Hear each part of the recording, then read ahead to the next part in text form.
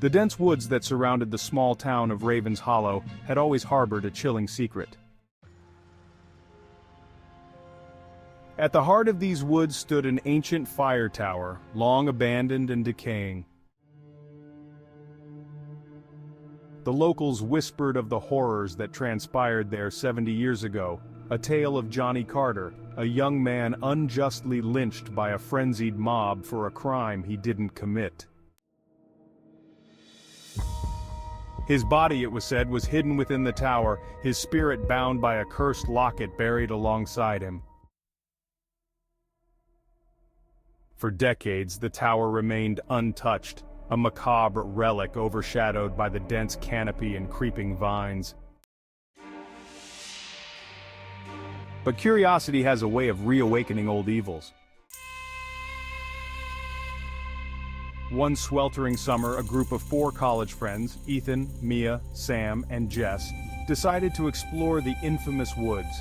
They were intrigued by the lore, dismissing it as mere superstition.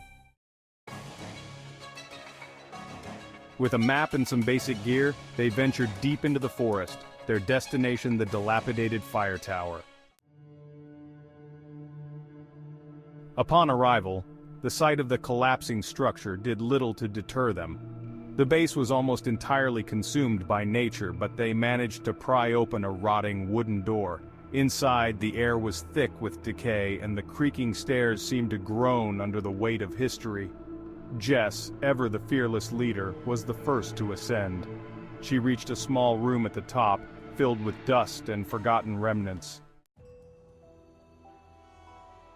In a corner, half buried under rubble, she spotted something glinting in the dim light. It was an old, ornate locket, its intricate design marred by rust and grime. "Hey, check this out," Jess called, holding up the locket. Ethan, Mia, and Sam joined her, their curiosity piqued. "It's beautiful in a creepy sort of way," Mia remarked. Unbeknownst to them, disturbing the locket had set something sinister in motion. As Jess unclasped it, a chill swept through the room, and a low, guttural moan echoed from below. "Did you guys hear that?" Ethan asked, his voice tinged with unease.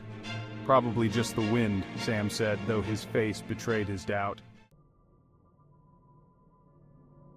They decided to leave, but as they descended the stairs, the temperature plummeted. Their breath became visible in the frigid air. Ethan glanced behind him and saw, for just a moment, a figure standing at the top of the stairs, a gaunt, spectral form with hollow eyes. "Go! Go! Go!" he shouted, pushing the others forward. They burst out of the tower, gasping for breath.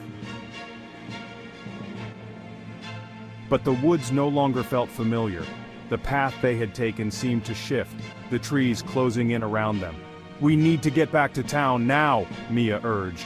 They ran, the oppressive atmosphere growing thicker, the shadows lengthening unnaturally. As they stumbled through the underbrush, they heard it, a relentless shuffling, a rasping breath that drew closer with each passing moment. Ethan glanced over his shoulder and saw him, Johnny. His corpse, animated by rage and dark magic, was a ghastly sight. His skin hung in tatters, eyes sunken and burning with malevolence. He moved with a jerky, unnatural gait, his gaze locked on the locket that now swung from Jess's neck. "We have to give it back!" Ethan screamed. Jess fumbled with the clasp, but her fingers were numb with fear. Johnny was upon them, his skeletal hand outstretched. In a last, desperate act, Mia grabbed the locket and hurled it towards the tower. Johnny's head snapped towards it, his form dissipating into a mist that followed the locket's arc. The friends watched in horrified awe as the mist seeped back into the ground beneath the tower, the air around them growing still and silent once more. Shaken and terrified, they fled the woods, never to return. The locket lay buried once again, a silent guardian of the vengeful spirit it restrained. The tale of Johnny Carter and the cursed fire tower lived on, a grim reminder of the darkness that lurked in the heart of Ravens Hollow. But some say, on the darkest nights, you can still hear his mournful wail, echoing through the trees, waiting for the day when the locket will be disturbed again.